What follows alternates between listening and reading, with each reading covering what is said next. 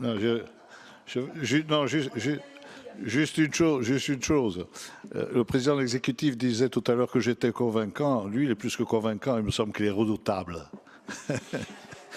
Parce que, avec les explications qui ont été fournies, je pense que j'aurais pu les faire miennes. Donc, ça me semble à souligner et à dire.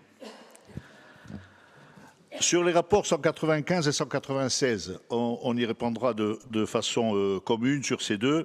Alors, très brièvement, parce que cela a été précisé, on est dans une reprise habituelle de résultats avec une affectation de surplus de fonctionnement à l'investissement. Bon, dans les deux cas, on arrive à zéro, ça a été dit. Alors, deux éléments à relever. Premièrement, le fait que l'on soit dans une démarche de fusion est précisé dans les documents, mais on n'en sait pas plus. Et j'avais sollicité et demandé à l'exécutif, qui m'avait répondu le mois dernier au cours de l'examen des comptes financiers uniques des deux labos, que l'on aurait des éléments à la session de juillet.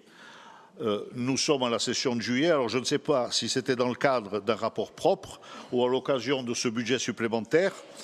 Mais en tout cas, je m'attendais à avoir quelques éléments, notamment financiers, sur le sujet. Deuxièmement, on constate les subventions d'équilibre, bien entendu, qui demeurent inchangées sur la Haute-Corse comme en Corse du Sud.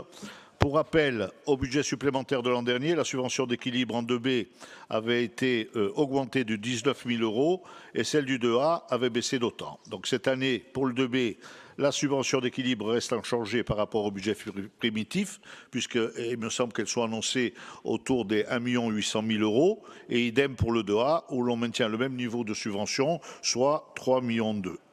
Alors sans surprise, bien entendu, nous voterons contre ces deux rapports.